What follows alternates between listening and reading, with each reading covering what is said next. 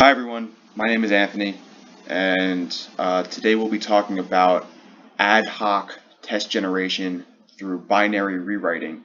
I worked on this project with Shirish, Singh and Gail Kaiser here at Columbia University in New York City. My contact information is on the slide if you'd like to get in touch with me. So, most developer test suites are not representative of how software is used in the field. Instead, user bug reports and vulnerability reports are populated primarily with bugs that were, by definition, not discovered by developer tests. But the reproduction steps included in bug reports are often insufficient to reproduce the bug. This is especially challenging when bugs are triggered due to non-deterministic I/O operations and user-specific environments. This includes things like network connections, file I/O, user behavior, and this prevents developers from developing patches and quickly distributing updates, which can be critical depending upon the severity of the bug.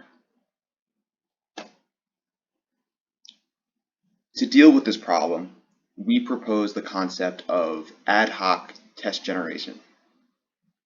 Existing record replay frameworks let developers replay previous executions, but they don't support changing the source code so developers can test possible patches. Instead, ad hoc test generation takes recorded test cases from the user environment and turns them into rerunnable tests that developers can use to validate their patches. Other test generation techniques try and develop tests for the entire application space. These are specifically targeted to a patch. The procedure consists of 5 steps. First, a lightweight recording is used in the production environment, followed by a verbose offline re-recording that augments the log with additional information. Then, this ad hoc test case is shipped to a developer for reproduction and debugging. The developer tests the patch as if it had been applied in the user environment, validates that the prospective patch has cured the application, and the user can then validate the patch has no side effects and can deploy the updated code. It's important to note that we should not confuse ad hoc test generation with ad hoc testing, in which a developer quasi-randomly tests the application. These are 2 different concepts and unrelated. Our system, Attune, ad hoc testing through binary rewriting, consists of the following architecture.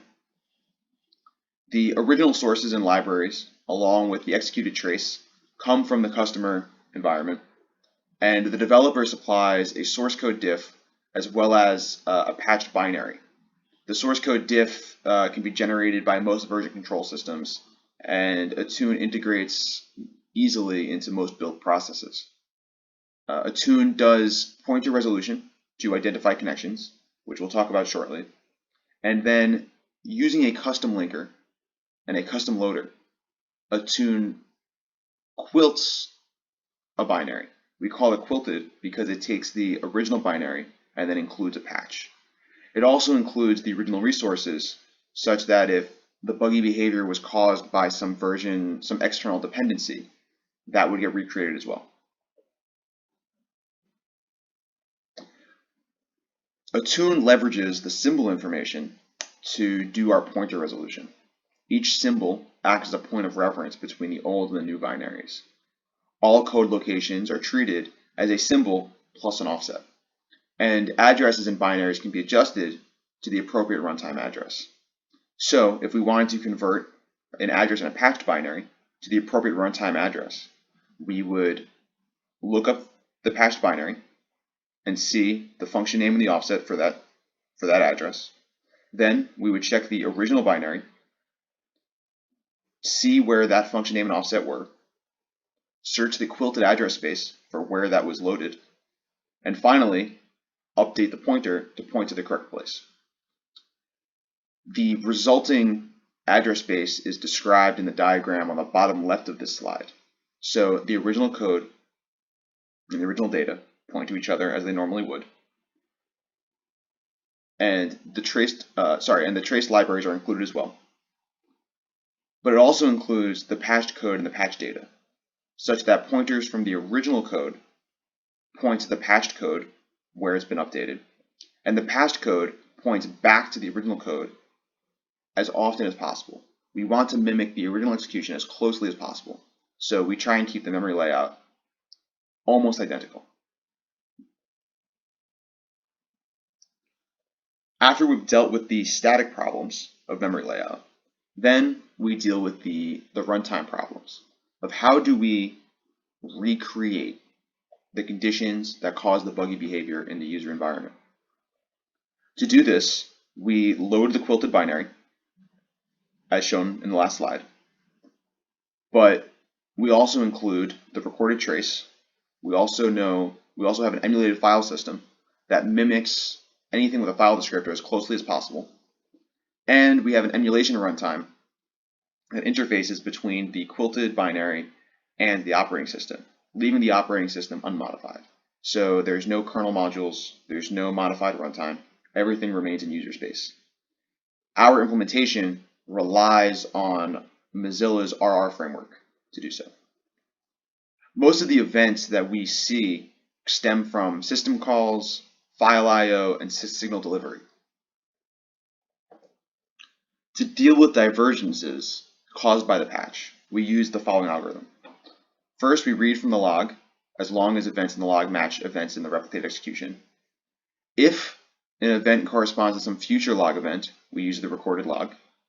If an event does not correspond to some log event, we try and replicate it with an emulated file system.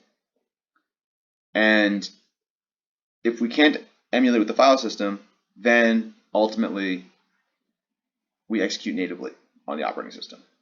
There are some details to this algorithm that are described more thoroughly in our paper. So we evaluated across 21 real bugs and patches, as well as constructed custom test cases for each one. We did so across 5 actively developed and maintained projects, including curl, core utils, wget, and redis, so a variety of network clients, databases, and command line utilities. We successfully verified a patch in 19 out of 21 cases, and we tested on a variety of patches, including mathematical errors, as well as new functions and changing conditionals. The largest of which was a 40-line addition and 141-line subtraction across 15 different files. So we are able to support patches of relatively large size and scope. 2 samples we're talking about, a Redis bug that involved a specific non-trivial sequence of calls to a Redis DB instance that triggered a crash. It was fixed with a simple modified conditional, but in our ad hoc test, we verified that after the patch, the same sequence of system calls no longer caused the crashing behavior. We also looked at a bug in the wget project that was caused by invalid characters in a URL, then it was fixed with a modified loop condition. This presented some interesting circumstances with respect to divergences because a new loop creates new events that were not in the log initially. As I mentioned earlier, some other patch types that we dealt with were mathematical corrections, swapped code, in which call sequences were made in different orders, as well as adding new conditionals. This is something you'd see in dealing with buffer overflows and those kinds of things. We also compared our system to CLI. CLI is the state-of-the-art when it comes to symbolic execution, but it's also a automated test suite generation tool. CLI using symbolic execution will search the entire application space in an attempt to automatically generate a test suite to cover the entire application. This poses 2 major disadvantages as opposed to ad hoc test generation. One, it's slow because CLI has to search the whole address space, where ad hoc test generation is specifically tuned for the patch at hand. And two, it fails in certain cases because the symbolic execution engine has to deal with difficult path constraints and may not be able to really generate inputs that trigger the buggy conditions. But because we're dealing with replicating an execution, we already have the inputs that fulfill those conditions. As such, we saw a significant increase in efficiency, as well as a significant reduction in memory overhead.